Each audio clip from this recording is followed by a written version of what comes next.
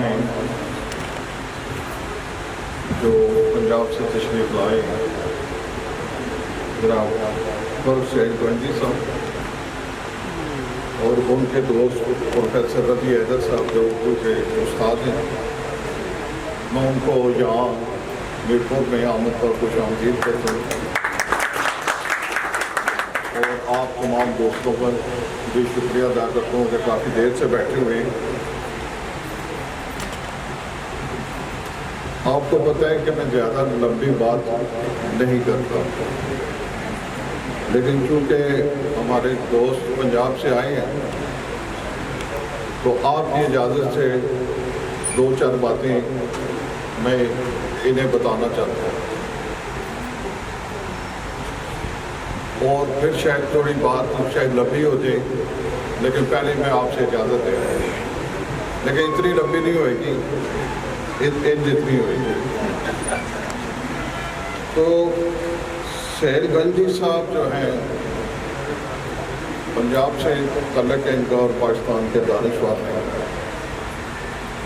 Column بھی نئی اخبار نئی بات میں بھی لکھتے رہے ہیں اور اخباروں میں بھی کالم لکھتے رہے ہیں، ٹی وی کے اینکر بھی رہے ہیں۔ ایک دفعہ میں دیکھ رہا تھا ان کا ٹی وی کا وہ پرانا پروگرام سردار قیوم سے جو ہے انٹرویو کر رہے تھے، تو میں نے کہا سردار صاحب سے باتیں کی کیونکہ وہ سرکاری ٹی وی ہوتا ہے وہ ویسے ہی باتیں کرتی رہتی ہیں، تو بہت ہی میں تھوڑا سا ذکر کروں گا، لیکن انہوں نے ایک فکرہ کہا ہے کہ یہ جوانی سے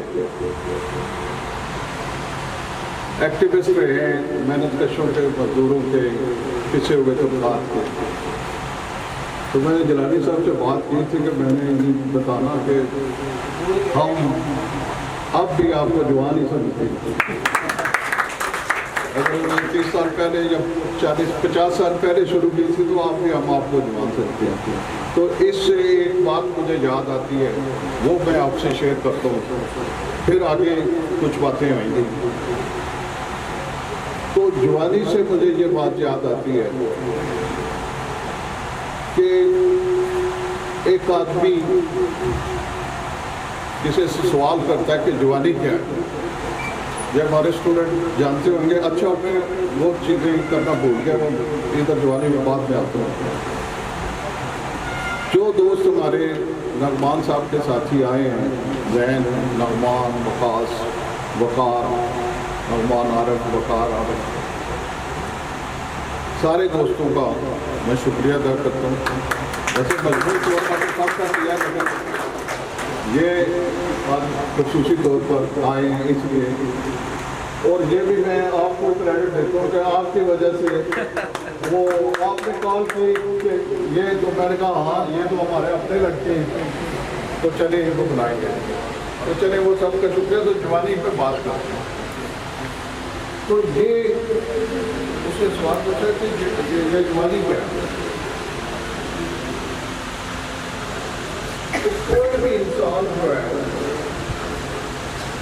اگر نوجوان ہے 18 یا 20 سال کا ہے یا 16 سال کا ہے، تو اگر وہ یہ سمجھے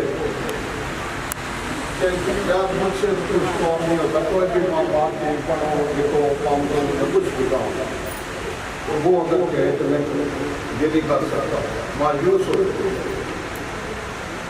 تو اس کا نیلم جہلم بہنے دو، ہمیں زندہ رہنے دو، نیلم جہلم بہنے دو، ہمیں زندہ رہنے دو۔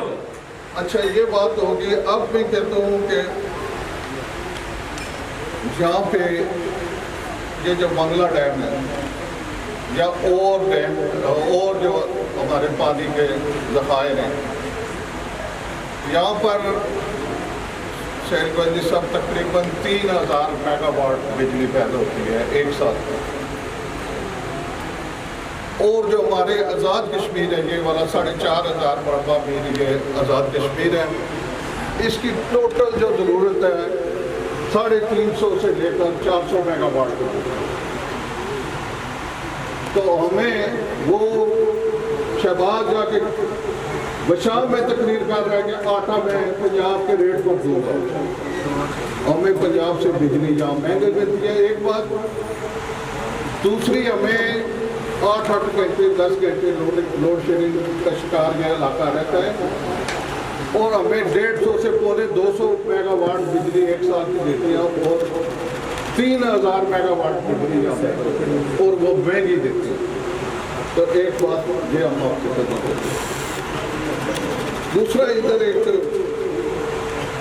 वापडा ने जब इसको राइजिंग प्रोजेक्ट बनाया कि 40 फुट और ऊंचा कर देते हैं मंगला डैम को, उन्हें कहा कि हम इधर एक पुल लगा के देंगे। ये नगमान जी जा रहे थे ना यहाँ इनके घर के साथ ये पुल लगा के दे रहे। नगमान को बहुत चक्कर काट के ले जाना पड़ता है, जब दुनियाल जाता था जब बहुत सारा चक्कर 20 किलोमीटर का चक्कर। तो उन्होंने कहा जी एक पुल लगाएंगे, अकालगढ़ को जो है वो बुलाएगा। तो रेजिंग प्रोजेक्ट के उस प्रोग्राम में प्रोजेक्ट में पुल शामिल था। 15 साल हो गए डैम कंप्लीट हुए, वो पुल कंप्लीट नहीं हुआ। जहाँ उन्हें प्रॉफिट मिलना था अरबों रुपए का, एक साल में अरबों रुपए का मंगला डैम का प्रॉफिट वापडा ले जाता है। वापडा कौन है? अभी एक जनरल को चेयरमैन को उन्होंने सिविलियन को जनरल को हटाया, अभी कोई सिविलियन लगा के बुकमाई करेंगे या दूसरा जर्नैल बैठा होगा तैयारी जो अभी रिटायर्ड होंगे वापडा का चेयरमैन। तो वो बदमाशों का एक टोला जो है वो अरबों रुपए तो हर साल यहाँ से मंगला से कमा रहे हैं और ये पुल 15 साल हो गए ये पुल नहीं लगा। अगर आज़ाद कश्मीर में 4 पुल लगाने हुए तो हमें 60 साल वेट करना पड़ेगा, 60 साल इंतजार करना पड़ेगा। तो यहाँ जो पंजाब के वडेरों और सरमायादारों का जो कब्जा है वो हमारी तरक्की को, हमारी चीज़ों को रोके हुए हम बहुत खुशहाल ज़िंदगी गुजार सकते हैं। कश्मीरी जहाँ के जो आज़ाद कश्मीर के लोग हैं या जम्मू के लोग हैं या वादी कश्मीर के लोग हैं या गिलगित बल्तिस्तान, बहुत ही खुशहाल ज़िंदगी गुजार सकते हैं। उधर दिल्ली के टाटा और बिरला वाले और इधर पंजाब के दूसरों का कोई खास हिस्सा नहीं है जरदारी का, उसकी मैं बात करता हूँ। तो यहाँ अरबों खरबों की दौलत पैदा हो सकती है और वो सिर्फ जो है चंद लोग।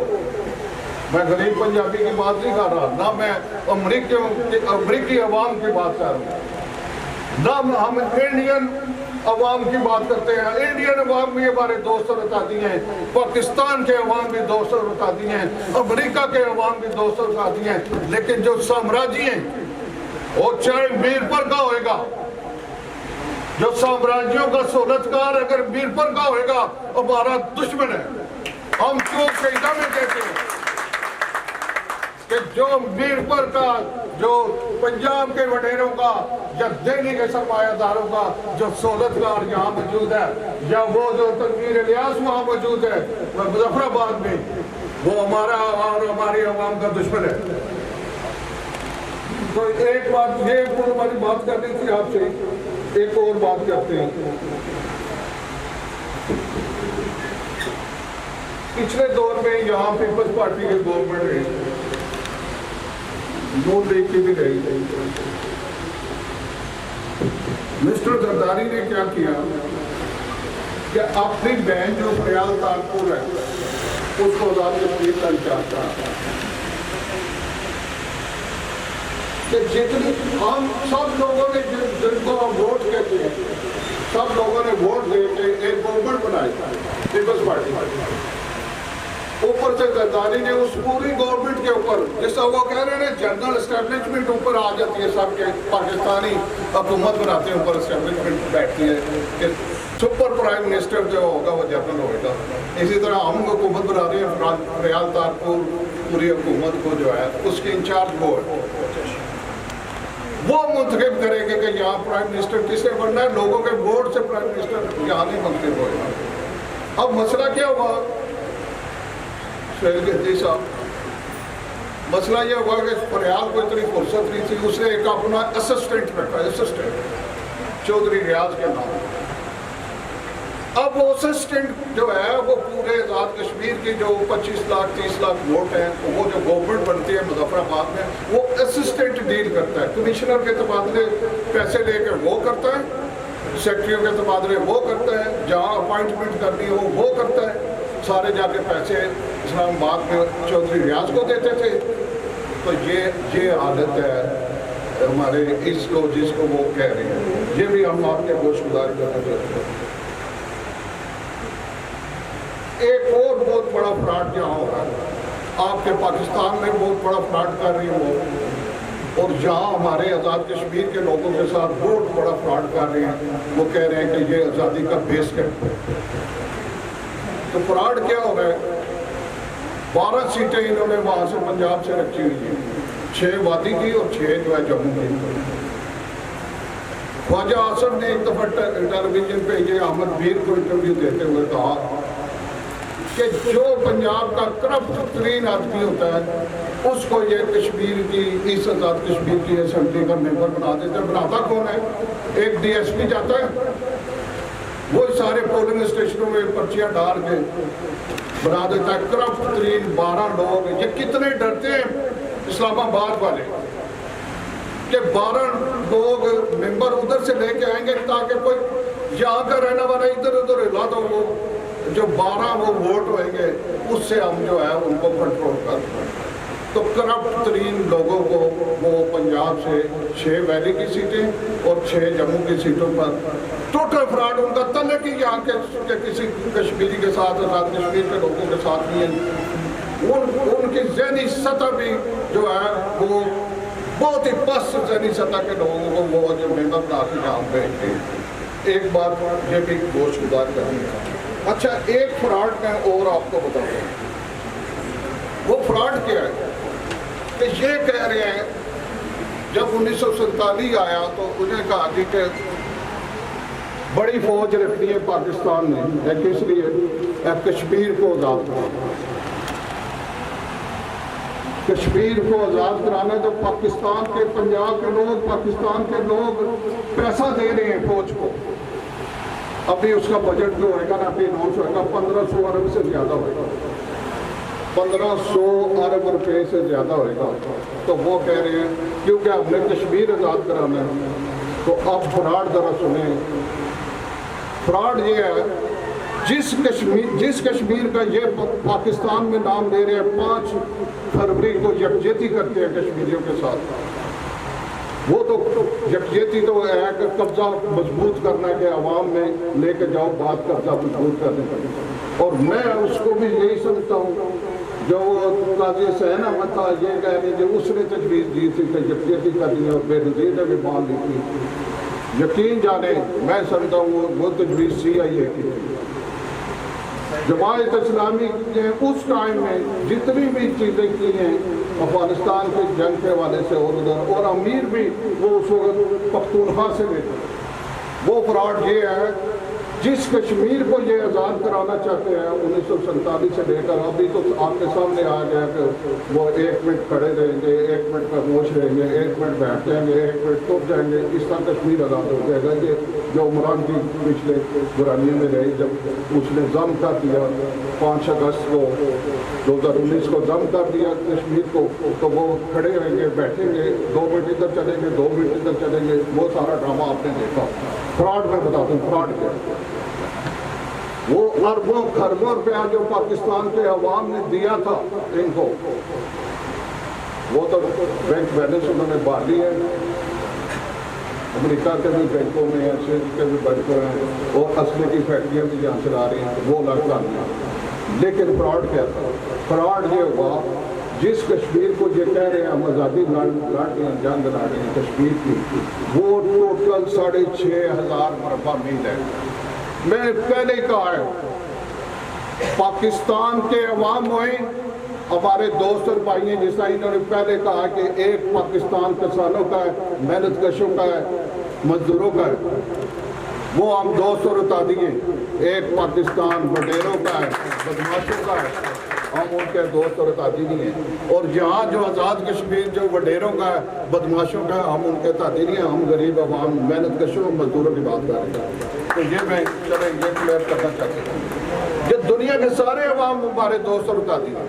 वो मैं उधर आता हूँ महीने के ऊपर, जब हम लिख रहे हैं वो नारा लिख रहे हैं कि तो क्या ये लिख रहे हैं, दुनिया भर के मेहनत कशो एक हो जाओ। तो जो मेहनत करने वाले हैं, मजदूर हैं, वो तो हमारे दोस्त और साथी हैं। लेकिन जो बदमाश हैं वो ना इनके दोस्त और साथी हैं, ना हमारे दोस्त और साथी हैं। تو وہ میں نے پہلے کلیئر کیا، لیکن دوبارہ اب کلیئر کرتے ہیں کہ نہ ہمیں انڈین عوام جو ہے، میں راولہ کوٹ جب سیکنڈ نہیں روکی ہوئی پاکستانی عوام نے یا انڈیا کے عام عوام نے، وہاں بھی 1% نے روکی ہوئی ہے آزادی وہاں پر، اور یہاں بھی 1% نے جو اسلام آباد میں بیٹھا ہوا ہے 1% اس نے آزادی روکی ہے، باقی 22 کروڑ عوام نے ہماری آزادی پاکستان والوں نے نہیں روکی ہوئی، صرف 1% کے اربوں خربوں کے جہاں مفادات ہیں انہوں نے آزادی روکی ہے۔ تو اسی طرح انڈیا کے 1% نے آزادی روکی ہے، 130 کروڑ لوگ ہیں انہوں نے آزادی نہیں روکی، صرف 1% نے روکی ہے، ان کا تعلق ہی نہیں، وہ خود بھوکے مارے ہیں۔ انڈیا کے عوام 60 کروڑ سے زیادہ عوام غربت کی سطح سے نیچے رہ رہے ہیں، اور یہ فرق صاحب کو بہتر ہم سے پتہ ہے کہ پاکستان کے عوام جو ہیں 10 کروڑ عوام غربت کی سطح سے نیچے رہ رہے ہیں، تو وہ ہماری آزادی کو روکیں گے، وہ ہمارے دعا، ہم ان کی بھی آزادی کی بات کر رہے ہیں، ہم صرف جموں کشمیر کے لوگوں کی آزادی کی بات نہیں کر رہے، ہم ان کی بھی آزادی کی بات کر رہے ہیں۔ یہ کسی کو غلط فہمی ہے کہ شاید ہم آزادی کی بات کر رہے ہیں تو شاید علیحدہ ہو جائیں گے۔ ایک اور بات میں کلیئر کر دوں،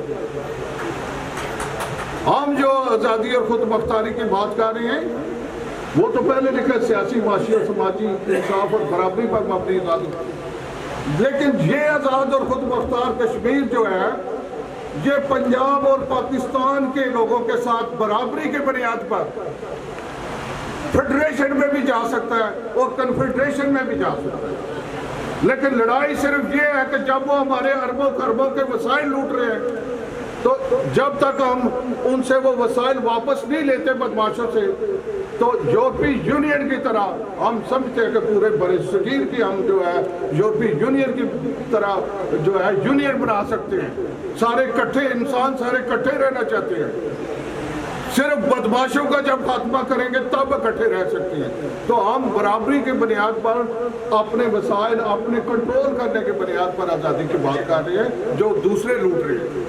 ہم کسی کا پنجاب کے نہ علیحدہ رہنا چاہتے ہیں، پنجاب سے علیحدہ ہو ہی نہیں سکتے، جغرافیائی سچویشن ایسی ہے کہ پاکستان سے یا ہندوستان سے ہم علیحدہ نہیں ہو سکتے، لیکن ہم برابری کے ساتھ ان کے ساتھ رہنا چاہتے ہیں۔ ہم کہہ رہے ہیں ہمارے وسائل نہ لوٹو، اور لوٹ کے اگر تم کوئی اپنی عوام پر خرچ کر رہے ہو، عوام تو بھوکا مر رہی ہے، اگر پاکستان کے عوام پر خرچ ہو رہا ہوتا نیرم جیگم کا پیسہ یا بنگلہ ڈیم کا پیسہ تو ہم پھر بھی قربانی دینے کے لیے تیار تھے، لیکن وہ ادھر خرچ نہیں ہو رہا، وہ چند بدماش لوٹ کے لے جاتے ہیں۔ تو اس لیے یہ کلیریفیکیشن کرنی ضروری ہے کہ ہم کسی کا وہ آدمی لینا چاہ رہے ہیں اور اکٹھے رہنا چاہ رہے ہیں، اور یورپی یونین کی طرف پر پورے برِ صغیر کی یونین ہوئے گی یہ ہمیں پورا یقین ہے۔ جب پنجاب سے ان کو بلایا کس لیے؟ ہم کو ان کو قابل سمجھتے ہیں؟ نہیں، ہم سمجھتے ہیں کہ یہ پنجاب میں جا کے کشمیر کا اصل مقدمہ پیش کریں گے، اصل باتیں پیش کریں گے، اس لیے ان کو بلایا گیا۔ اور یہ یاد رکھیں کہ سارے جو مظلوم لوگ ہوتے ہیں، محکوم لوگ ہوتے ہیں، وہ ایک دوسرے سے ملنا چاہتے ہیں۔ رکاوٹیں کون کھڑی کرتا ہے، یا تسبات کون کھڑے کرتا ہے، یا عوام کون پیدا کرتا ہے؟ وہ جس کا مفاد ہوتا ہے وہ عوام پیدا کرتا ہے، وہ کنفیوژن پیدا کرتے ہیں۔ وہ یار تسی اتنے جا رہے ہو تو کہنے اسی لہتا رہنا ہے، وہ سا کدھر سے لہتا رہنا ہے؟ ہم تو کہہ رہے ہیں ہمارے وسائل ہمارے حوالے کرو، وہ کہتے ہیں کشمیری اسی سے لہتا رہنا ہے، اسی کوئی لہتا نہیں رہنا ہے گا، اسی سارے انسانہ مل کے رہنا ہے۔ یہ دنیا انسانہ دی ہے، ڈاکوہ تے بدماشاں دی نہیں ہے، اسی مل کے رہنا ہے۔ یہ میں وہ دگڑی سے زیادہ کلیئر کرنا۔ اچھا، اب باتیں تقریباً ہو چکی ہیں، ان سے جو کرنی تھی اب مئی ڈے پہ آ جاتے ہیں، پھر اختتام کرتے ہیں۔ یہ جو شکارکو کے شہداء تھے انہوں نے بہت بڑی اس وقت عظیم قربانی کی۔ عظیم کیا ہوتا ہے کہ ان کی اپنی جو جان تھی وہ دے دی کہ لاکھوں کروڑوں جو لوگ آئیں گے، وہ جو نسلیں آگے آئیں گی وہ جو ہے ان کو سہولت ملے گی. تو سب سے بڑی جو دنیا میں جو قربانی کو دیتا ہے وہ اپنی جان کو قربانی دیتا ہے. تو شکارکو کے لوگوں نے پوری انسانیت کے لیے جو اپنی جان دی. مسئلہ کیا تھا وہاں اوقات کار مقرر کرتے تھے. سرمایہ دار جو امریکی سرمایہ دار تھا اپنی عوام سے 16 گھنٹے 18 گھنٹے 20 گھنٹے وہ کام لیتا ہے. تو وہ پھر تھک آ کے وہیں فیکٹری پہ یا مل میں یا کسی کھیت گاؤں میں وہیں سو جاتے. تو انہوں نے کہا نہیں کہ ہمارے لیے قانون بنایا جائے کہ ہم 8 گھنٹے کام کریں گے, 8 گھنٹے ہمیں سونے کا ٹائم دیا جائے اور 8 گھنٹے ہماری سوشل لائف ہوئے گی. سوشل لائف ہے جو آپ ہوٹل چھوٹے پہ بیٹھ کے گپے مارتے ہیں یا اس جگہ آئے ہیں یا کدھر اور رشتہ داروں کو ملنے جاتے ہیں, بہنوں بھائیوں کو ملنے جاتی ہے. اس وقت یہ تھا کہ جو لوگ وہاں پیدا ہوئے تھے امریکہ کے اندر یا دنیا میں وہ صرف سرمایہ دار کے لیے دولت پیدا کر رہے ہیں اور خود جو پیسے مل رہے ہیں وہ روٹی کھا رہے ہیں. تو وہیں سو رہے ہیں, نہ کوئی سوشل لائف نہ کوئی سربت, صرف انہوں نے کام کرنا ہے. تو یہ شکارکو کے جو شہدا تھے بہت بڑی انہوں نے وہاں پر منظم کیا, اپنے لوگوں کو, یورپ کے لوگوں کو منظم کیا, وہاں کے لوگوں کو منظم کیا اور مطالبہ رکھا کہ قانون بنایا جائے 8 گھنٹے کام, 8 گھنٹے ریسٹ اور 8 گھنٹے جو ہے وہ تفریح ہوئے گی یا سماجی میل جول ہوئے گا ہمارا. تو پہلے تو سرمایہ دار نہیں مانی تو انہوں نے گولیاں چلیاں چلائی, ان پر گولیاں چلائی تو کام اور بڑھ گیا. کام جب بڑھ گیا تو سرمایہ داروں کے میلیں فیکٹریاں بند ہونی شروع ہو گئی, کیونکہ ظاہر ہے مزدور کام کرے گا تو میل چلے گی, چیزیں پیدا کرے گا, گلاس بنانا ہے تو مزدور کام کرے گا تو گلاس بنائے گا. تو پھر مجبوراً انہیں ان کو حق دینا پڑا. لیکن ایک چیز میں ادھر اور کلیئر کرنا چاہتا ہوں کہ یہ جو سرخ جھنڈا تھا, ہم نے بہت سارے سرخ جھنڈے اٹھائے. یہ کیا ہے؟ پھر 1899 میں جو ہے پیرس میں ایک اجلاس ہوا تو مزدوروں کا ایک عالمی دن جو ہے مزدور لیڈروں نے اجلاس میں طے کیا کہ مزدوروں کا ایک عالمی دن ہونا چاہیے. تو 1 مئی کو پھر عالمی دن مزدوروں کا رکھا گیا. پھر آگے کیا ہوا, انہوں نے کہا کہ ان کا ایک جھنڈا ہونا چاہیے. تو پھر انہوں نے جھنڈا سرخ جھنڈا رکھا. سرخ جھنڈا کیوں رکھا؟ اب یہاں کوئی مولوی یا پسماندہ آدمی وہ کبھی کہتے ہیں یہ خطرہ بڑا جی سرخ جھنڈا جی انہوں لایا, کدے کچھ بولتے کدے کچھ بولتے. سرخ جھنڈے کا مطلب یہ تھا کہ دنیا کے جو انسان ہیں ان کا جو خون کا رنگ ہے وہ سرخ ہے. یہ ایک مشترک قدر ہے پوری دنیا کے انسانوں میں کہ ان کے خون کا رنگ سرخ ہے. مشترک قدر, انہوں نے مشترک قدر ڈھونڈی کہ پورے انسانوں میں مشترک قدر کون سی ہو سکتی ہے. کوئی کالا ہے, کوئی گند نہیں ہے, کوئی گورا ہے. انہوں کا خون کا رنگ جو ہے سرخ ہے. اور دوسرا سرخ کیا تھا؟ سرخ جو خون ہے وہ زندگی کی علامت تھا.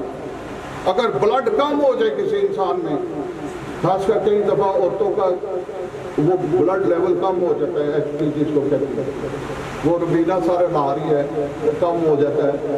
اچھا, تو عورتوں کا زیادہ کم ہو جاتا ہے, خوراک کم کھاتی ہیں, مطلب کام لگی رہتی ہیں, خوراک کم نہیں, بلڈ لیول کم ہو. تو وہ زندگی کی علامت تھا خون.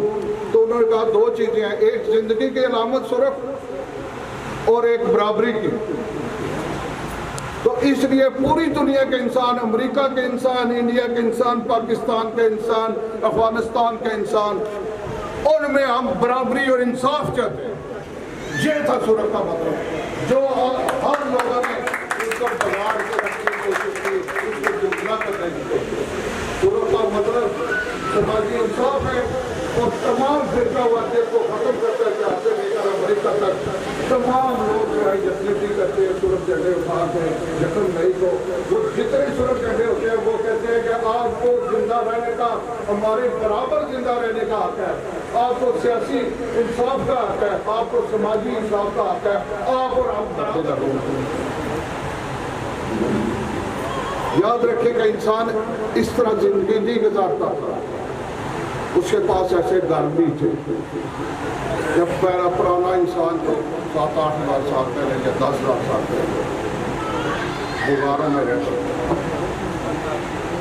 اس کے پاس ایسے گھر بنانے کا علم نہیں تھا. جب انہوں نے فاروق سہیل صاحب نے جب علم کی بات کی ہے کہ وہ کیسے حاصل ہوئے گا, وہ علم سے حاصل ہوئے گا, تو اس کے پاس علم ہی نہیں تھا کہ وہ ایسے گھر بنا سکے. ابھی بھی آپ ادھر سے ٹریول کریں گے تو آپ کو ایک کمرے کے گھر نظر آئے گا, ایک کمرے ہو وہ بھی کچے.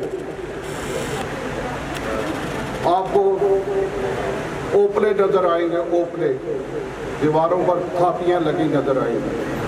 تھاپی کیا تھا؟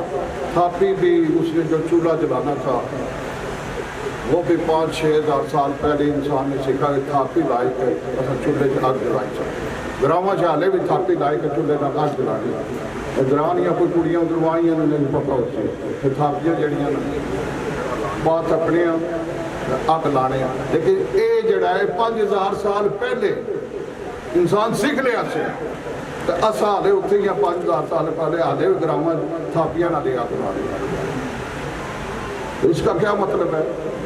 اس کا مطلب یہ ہے کہ انسان جو پہلے تھا تو اس کے پاس علم نہیں تھا کہ وہ کوئی گیس نکال سکے زمین سے, یا کوئی اور بجلی بنا سکے, یا کچھ اور کر سکے. جو آج ادھر اوون, بڑے بڑے اوون ہیں, منٹوں میں کھانے تیار ہوتے ہیں, سینکڑوں روپے. تو اس معاشرے کو کیا کہتے تھے؟ پوری دنیا میں وہ تھا, اس کو کہتے تھے شکاریات کی سوسائٹی. شکاریات میں کیا تھا؟ انسان صرف شکار کرنا جانتا تھا, وہ بھی اگر اس کو مل گیا تو اس کو خوراک مل گیا, آگ جلانا بھی نہیں جانتا پرانا انسان. تو شکاریات کی سوسائٹی میں وہ خوراک مہیا کرتا تھا, خوراک پیدا نہیں کر سکتا تھا, اس کے پاس علم ہی نہیں تھا. کڑک لاساں, اس نے تو کڑک اس طرح کی تھی نہیں, لیکن جنگلی پھل تھے, وہ اسے پتہ نہیں تھا کہ اتنے لاؤں تھے پھل اگ جائے. آہستہ آہستہ انسان کو پتہ چلا تو وہ خوراک مہیا کرنے کے بجائے صرف شکار کے لیے مارا پھرنے کے بجائے جنگلوں میں اور دریاؤں کے کنارے یا سمندروں کے کنارے پھرنے کے بجائے پھر اس نے گندم اگانا سیکھ لیا. اور پھر اس نے مویشی جو تھے جب وہ شکار کر کے لایا, جو کوئی بچے مویشی اسے چھوڑ دیے وہ نہیں کاٹے. عورت نے کہا ہے بچہ ہے اس کی نہ کٹی, وہ بڑا جڑا دانگ ہے اس کی کٹ لے, گھوڑے کٹ کے کھا لو, اے بچہ ہے اس کی نہیں کٹی, اس کے حالے بڑا ہو. وہاں سے انسان نے سیکھ لیا کہ یہ مویشیوں کو گھر میں کیسے پالتے ہیں. تو پھر انہوں نے بکریاں اور دوسری چیزوں کو جو ہے نا پالنا سیکھ لیا, اور مویشیوں کو گھریلو طور پر ان کی نسل بڑھانا سیکھ لی. پھر ان کے پاس پراپر گوشت میں جو, لیکن وہ شکاریات کی سوسائٹی سے ہر کی سوسائٹی کا بات کرنی اس لیے ضروری ہے کہ آپ دیکھتے ہیں کہ ہم اتنے رہنے ہیں میرپور 50 سال تو یہ میرپور یہ 50 سال 55 سال پہلے میرپور بھی کوئی نہیں تھی, وہ پرانا میرپور تھی. وہ اسکر صاحب بیٹھے رہے, انہوں نے کہا ہوتا تھی پرانے میرپور, وہ سارا جڑا ڈیمیج ڈبی گیا. تو یہ نواں اگر 50 سال میرپور نواں بنی گیا, وہ سارا ڈبی گیا. جنہیں زمیناں کٹھیاں کر لیا, وہ چاہ لگن لگ پی, میں 2 گلاں کر دیا, زیادہ نہیں کردیاں, اس وجہ نہ لا رہے ہیں. چاہ ٹھنڈی نہ ہوئے 2 گلاں مکان نہ رکھ. غلامہ کو اگلا نظام آ گیا جنہ کی انہاں دسیا ہے فرق صاحب کہ جاگیرداری نظام آ گیا. کچھ لوگوں جاگیراں پر قبضے, انہوں کی بندے ضرور سن, انہوں پھر اتنا کھیتی باڑی کرانی چاہیے. اس کی آسان ہے جاگیرداری نظام. ہوں تسا یاد رکھی لو کہ اساں نے جڑا ملک ہے جموں کشمیر یا پاکستان ہے جڑا, اتنے 70 to 80% لوگ جاگیردار ہیں.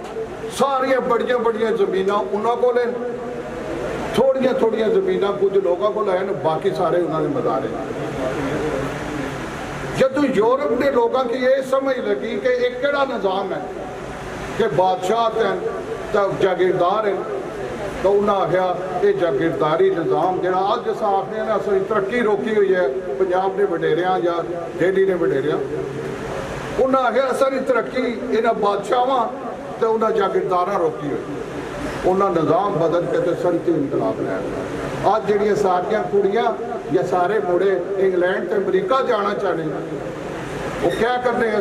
اتنے صنعتی انقلاب آیا, اتنے ملہ فیکٹریاں لگی. جڑا جاگیرداری نظام کو 1000 درجے گیا.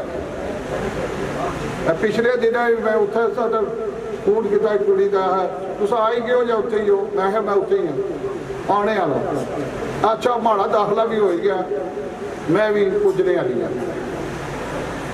चाहे दाखला होवे, चाहे रिश्ता होवे, चाहे कुछ होवे, पुजो इथों इंग्लैंड। एक रवायत मैं आपको बताऊंगा। सदियों की यह रवायत है कि एक लड़का जाता है, शादी करता है, आपके भी उधर है, शादी करता है और लड़की को घर ले आता है। सारे माँ प्यो ये समझे ए मुड़ा साड़ा ब्याह करसी एक कुड़ी ले जाती। हुण इंग्लैंडों कुड़ी आनी है, मुड़े की ब्याह के इंग्लैंड है। कोई एक बंदा भी नहीं चुसकना, ना बुढ़ा ना बटका, ना उसकी माँ, ना कोई और भैना भरा, ना कोई भैना भरा। माँ उसकी रोनी है छुपी का, वो माड़ा पुत्र जब माड़ी कुड़ी चली गई है। लेकिन देखो कि कैसे मासी हालात ने उसको मजबूर किया कि एक लड़की आके यहाँ से उसको देख। तो कोई नहीं आना, ये साड़ी रस्म नहीं है, साड़ा रिवाज नहीं, एक कुड़ी किसा खड़ी सकती है इंग्लैंड से। बल्कि कोशिश करने ना, हजार कोशिश करने कि इस मुड़े ना ब्याह इंग्लैंड की कुड़ी ना हो। अपनी कर रहे आप थोड़ा समझ जाएंगे वहाँ की क्या प्रॉब्लम है, तो समझ जाएंगे। लेकिन तो किस तरह रवायत बदल गई, हालात बदलने रवायत की, मादी हालात जोड़े वो फैसला करते। मतलब असा जी साइंस पढ़ी जाओ, मादी हालात तो जो जागीरदारी निज़ाम है इसकी बदली के उन्हें सरमायादारी निज़ाम लाया था यूरोप, तो असा भी दसने हैं तो वो भी दसने हैं। तो और मैं उधर स्टोरियाँ कुछ बाद ही सुनासा। जो सनती इनकलाब से इसने बहुत सारे रोजगार के मौके पैदा किए। ये 1000 दर्जे बादशाह को जागीरदारा को अगे ना निज़ाम सी। इसने रोडा बनाई, अस्पताल बनाए, यूनिवर्सिटियाँ बनाई, कॉलेज बनाए, ये जो आर्कीटैक्ट बनाए, जो ये जो शादी हाल बना दें, होटल बना दें, बिजली के निज़ाम, पावर हाउस बनाए, डैम बनाए, एक सरमायादारी निज़ाम बनाए। ये जागीरदारा नहीं बनाए। जागीरदारा को कोई एक औजार ही नहीं सी जिस नाल बनाउण। वो कितों आने किराए ड्रिल करसी, वो कितों आने बाकी जो पत्थर ढो के आते इतने करोड़ा पत्थर ढो के आते उन्होंने को गड्डी बनाने का तरीका ही नहीं थी। इतने जोड़े लोग जो साढ़ा कल्चर थे। और पंजाब का एक बंदा वो रेडियो प्रोग्राम कर रहा था, राजा राजा करना जरा साढ़ा ग्रामां कल्चर आगे था, शहर कल्चर जरा मुक्की गया। मैं क्या मैं फोन किया, मैं गाड़ी में था, मैं रेडियो लगाया हुआ था गाड़ी में। मैंने कहा इसकी जरा फोन करते हैं, आज राजे ने तरफ से जाता है। मैं गरावा तुसा क्या कल्चर सी, मैं खोती रेड़ी तुसा को लोनी खोती है, उस वजन लगने सो सारा जड़ कणक है तो कोई भी चीज़ है और लद्दी का घर ले जाती। ये जो ट्रैक्टर आया है तुसा ना कल्चर है, या सुजुकी गई है पिकअप या शेजोर है, तुसा ना कल्चर है ना। ये तो जापान वालों ने बनाई है सुजुकी और जो है शेजोर और ट्रैक्टर जो है बेलारूस और ये दूसरे बना के दिया जाता। तो तुसा हुण जो ट्रैक्टर चलाने हो जापानिया ने कल्चर से, सुजुकी चलाने हो, खोती रेड़ी तो तुसा की बार बरदारी से जापानिया। एक अखबार का साफी लिखता है ये दिन मनाने से मजदूर का बोझ हल्का करे। एक बंदे बुढ़े बोरी चाहिए है, होटल आया जम्मू कश्मीर अखबार इस्लामाबाद में निकले मुजफ्फराबाद में, उसने अपनी फेसबुक पर बाई चांस मेरे उसे तलब किए हैं। तो दिन मनाने, मजदूरों का दिन मनाने के बजाय उनका बोझ हल्का करें। मैं है बोझ जापानिया दूसरे सुजुकी पिकअप दे के शेजोर दे के उन्होंने हल्का कर लिया। तुसा को कहा हुआ भाई खोती रेड़ी तो अलावा कहा हुआ जिसने बोझ हल्का कर, यानी कि इल्म की कमी। जो इल्म की बात करते थे वो नहीं है, गाड़ी बनाने का इल्म नहीं है। अब आ जाते हैं ये सरमायादारी को खत्म करते हैं। आखिरी बात आ गई, आखिरी बात यह है कि जब सरमायादारी आ गई उसने बहुत सारी सहूलतें दी, सारा कुछ दिया। अभी भी आप लोग उधर जा रहे हैं जहाँ पर वो सहूलतें नहीं हैं, वो मुआवजे नहीं है माशी, इसलिए उधर जा रहे हैं। लेकिन वहाँ पर वो बेरोजगारी का मसला नहीं हल कर सकते। जब आबादी बढ़ गई तो सरमायादारी सख्ती निज़ाम देना चाहिए। बहुत सारे बेरोजगार या फौजा कट्ठियाँ होनी, जो फौजा कट्ठियाँ होना शुरू हुई फिर जी पैदावार हुई सी वो 500,000 जिस तरह इतने बैठे हैं इस तरह पूरी मेहनत जितने इस तो 2-3 गुना लोग काम करेंगे। ये आखिरी में गल करेंगे पैदावार जी उस अरबा खरबा नहीं हुई सी। चलो इतने तरीन शुगर मिला इसलिए गल कर रहे हैं। मैं गोटकी अब जा ही रहा था उधर कराची आता बाई रोड तो तक्या गन्ने ने ट्रेले ट्रेले लगे ने वाले ट्रैक्टर उन्होंने बड़िया बड़िया बाड़ियां पिछे ला के ये जी पैदावार हुई है अरबा खरबा की ये इजतमाही तौर पर हो रही है इकट्ठे सारे लोग काम करते किसाना इतना गन्ना पैदा किया तो इजतमाही पैदा ज़ारा किसाना गन्ना पैदा करके एक बंदे के देश बेहतरीन महीने में जाएगा जेडे ट्रक लगे ना इधर रास्ता ना इधर रास्ता बड़ी मुश्किल से गाड़ी निकाली इधर भी सैकड़ों लाइनें लगी हैं ट्रैक्टर के पीछे ट्रालियाँ लगाई हुई हैं बड़ी बड़ी ये छोटी बहुत शुक्रिया खवातीन का बहुत ज़्यादा शुक्रिया बहुत शुक्रिया